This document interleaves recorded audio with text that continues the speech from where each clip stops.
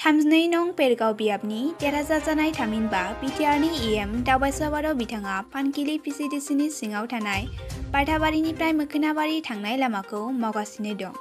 लोगोसे खासियाजुबा पिसिडिसिनि गोबाव समनिफ्रायनो गोग्लैना थानाय 2 नं सिंग्रिबारि गामिनि थानसालिनि जायगाखौबो मावनानै होबाय। बुदुरा हाबिनि लामाखौबो थांलाय फैलाय खालामनो हानाय खालामनानै होदों।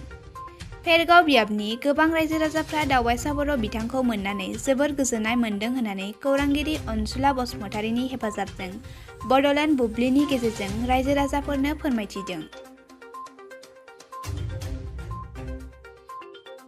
হৈছে বনাৱা আগতে কেনেকুৱা ধৰণৰ আছিলে? আগতে অলপ বেয়াই আছিলে, মানে বৰষুণ দিলে যাব নোৱাৰা হৈছিলে, পায়ক চায়ক বহুতকৈ হৈছিলে। এতিয়া বৰ্তমান 3 মাহ হৈছে বনোৱা। আমাৰ এই এম ছাৰৰে থ্ৰুতে হৈছে আৰু এইটোখিনি ৰাস্তা। এই আমাৰ দবেচা ছাৰ, এইখন এই খাচিয়াজোপা ভিচিডিচি পৰে। সমষ্টিটো এইটো হেৰি ভেৰগাঁও সমষ্টি পৰে। হয়, এতিয়া আপোনালোকে গাঁওখনৰ এই যিটো পথ এইটো চেণ্ট্ৰেবেল এইটো পাই আপোনালোকে সুখীনে? অলপ সন্তুষ্ট হৈছোঁ আৰু আগতকৈ বহুতখিনি বহুতখিনি সুবিধা হৈছে। আগতকৈ বহুতখিনি সুবিধা হৈছে। আপুনি এই ৰাস্তাখন আপোনালোকৰ গাঁৱৰ ৰাস্তাটো হোৱাটো কাক ধন্যবাদ দিওঁ? এতিয়া আমি এম ছাৰকে দিছোঁ। আমাৰ যোনটো নেকি নতুন চৰকাৰ অহাৰ লগে লগে আমাৰ এই যোনটো নেকি 2 নং চিংৰিবাৰী বা এবাৰ এই খাচিয়াজোপা ভিচিডিচিৰ অন্তৰ্গত আমাৰ 2 নং চিংৰিবাৰী গাঁৱত আমাৰ যোনটো নেকি আমাৰ মন্দিৰ আছিল বা আমাৰ লগতে LP স্কুল আছে লগত, তো এইখিনি আমাৰ বছৰে মানে আমাৰ শুক্লা নদীটো মানে বানা হ'লে মানে গোটেই পানী উঠি আহে আৰু বস্তুটো দ কৰি থৈ গৈছিলে আমি এটা সময়ত। তো গতিকে আমাৰ মাননীয় তেওঁ এই আমাৰ দবাইচা ছাৰ তেওঁ মানে চৰকাৰ অহাৰ লগে লগে আমাক এইখিনি মানে অলপ সুবিধা দিছে আৰু আমাৰ আৰ্ট ফিলিং MCL ফাণ্ডৰ পৰা আমাৰ এইখিনি অলপ সুবিধা পাইছে গাঁৱে। আমাৰ যিটো সময়ত আমাৰ এই যোনটো আৰ্ট ফিলিং কৰিলোঁ, তো সেইটো জেগামান এই যেতিয়া নেকি আমি মন্দিৰত আহিব লাগে, তো সেইটো সময়ত বোকাই দি মানে অলপ অসুবিধা হৈ আছিল। এতিয়া আমি যোনটো নেকি আৰ্ট ফিলিং কৰিব কৰি পেলাই আমাৰ এতিয়া অলপ সুবিধা হৈছে, এনে বোকা পানীৰ কাৰণে অলপ সুবিধা। এতিয়া যোনটো নেকি আমাৰ নতুন চৰকাৰ UPPL চৰকাৰটো আমাৰ এই প্ৰমোদ বড়ো চিফ ডাঙৰীয়াক আমি ধন্যবাদ জনাওঁ। লগতে আমাৰ যোনটো নেকি এই আমাৰ এই দবাইচা ছাৰ এইটো ইলেকশ্যনত মানে হেৰি জিকি পেলাই আমাৰ যোনটো নেকি সুবিধা কৰি দিছে, সেইটো কাৰণে তেওঁলৈও আমি ধন্যবাদ জনাইছোঁ।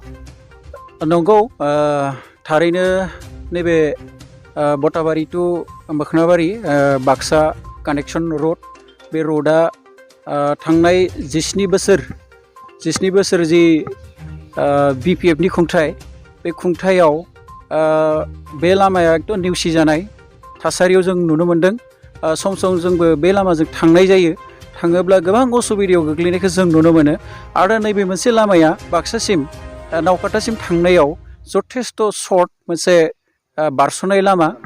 बे हिसाबै दिनै नैबे लामाया जिहेथु जोंनि बे BTC खुंथायाव गोदान सरकार फैबाय, UPPL आरो BJP एलायन्सआव, आरो बे हिसाबै जोंनि 32 नं भेरगाव समष्टिनिफ्राय देरहालांनाय जाय बिजाथि बिथां मानगोनां दावबायसा बर', बिथाङा खोथा होनाय लेखायै नैबे मोनसे लामाखौ मावफुंनो लानायाव जोंनि नैबे ओनसोलनि खाग्राबारि ओनसोलनि गासै रायजो राजाफोरानो गोजोननाय दङ।